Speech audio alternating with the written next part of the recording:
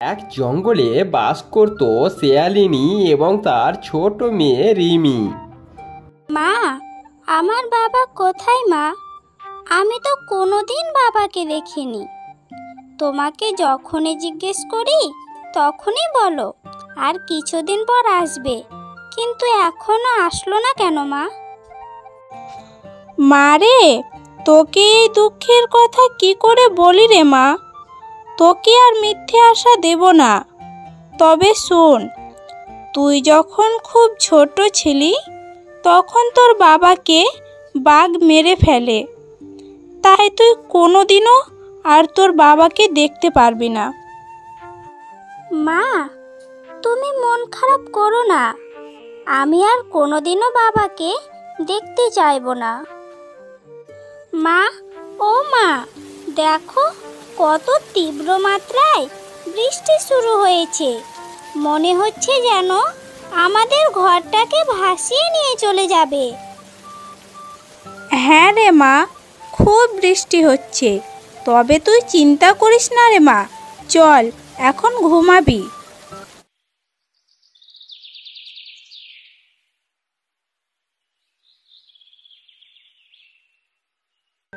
মা, মা, দেখো আমাদের ঘরটা জলে ভরে গেছে। কোথা থেকে আসলো এত জল মা? হ্যাঁ রে মা, তাই তো দেখছি। তবে কি কালকের বৃষ্টিতে বন্যা হয়ে গেছে? দাঁড়া, বাইরে গিয়ে দেখি তো আমি। এই বলে শেয়ালিনী বাইরে গিয়ে দেখ তো দূর চোখ যায় শুধু জল আর জল। হে আল্লাহ, এবার আমি আমার ছোট্ট মেয়েটাকে নিয়ে কোথায় যাব? আমাদের যে আর থাকার কোনো জায়গায় নেই। মা, ও মা, দেখো একটা নৌকা আল্লাহ মনে হয় আমাদের জন্য পাঠিয়েছে।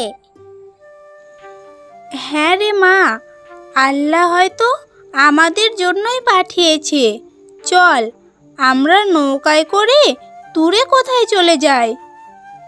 এই বলে শিয়ালিনী তার মেয়েকে নিয়ে নৌকায় করে চলে যায় এবং একটা বনে গিয়ে পৌঁছায় আর বাঘের সঙ্গে দেখা হয়।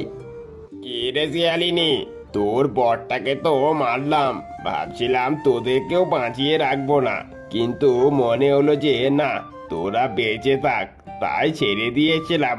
আসি রে।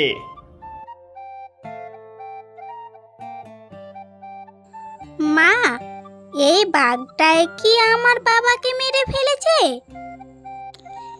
হ্যাঁ রে মা, এই পাজি বাঘটাই তোর বাবাকে মেরে ফেলেছে। দেখো না, তাকে আমি ছাড়বো না, আমিও তাকে মেরে ফেলবো।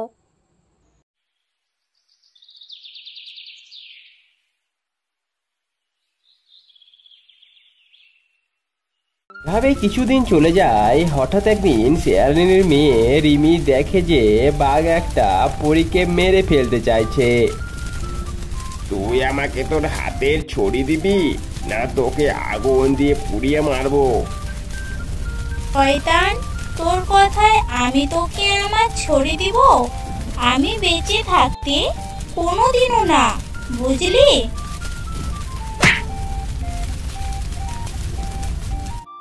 রিমি, তুমি আমাকে বাঁচালে। তুমি কি চাও বলো? তুমি যা চাইবে আমি তাই দিব। না ভালো পরি, আমি তোমার কাছে কিচ্ছু চাই না। তুমি একাই, না আর কেউ এসেছে তোমার সাথে? না গো ভালো পরি, আমাদের থাকার কোনো জায়গা নেই। বন্যায় আমাদের ঘর ডুবে গেছে। আমি আর আমার মা একটা নৌকা করে এখানে এসেছি।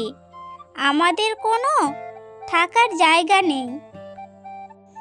তুমি কোনো চিন্তা করো না, আমি তোমাদের জন্য আনারসের ঘর বানিয়ে দিচ্ছি, আর এখানে তোমাদের খাবারের কোনো অভাব হবে না। ধন্যবাদ ভালো পরি। এই বলে পরি সেখান থেকে চলে যায় আর এদিকে রিমি তার মায়ের কাছে যায়। মারে, তুই কোথায় গেছিলি? আমি কত খুঁজলাম তোকে, পেলাম না। আর বলো না মা, আমার বাবাকে যে বাঘটায় মেরেছিল তাকে আমি মেরে আসলাম। আর জানো, আমাদের জন্য ভালো পরী একটা আনারসের ঘর বানিয়ে দিয়েছে। রিমি তার মাকে সমস্ত ঘটনা খুলে বলে। চলো মা, আমরা আমাদের ঘরে ফিরে যাই। হ্যাঁ রে মা, চল যাই। রিমি এবং তার মা আনারস ঘরে ফিরে যায় এবং তারা সেখানে খুব ভালোভাবে দিন কাটাতে থাকে।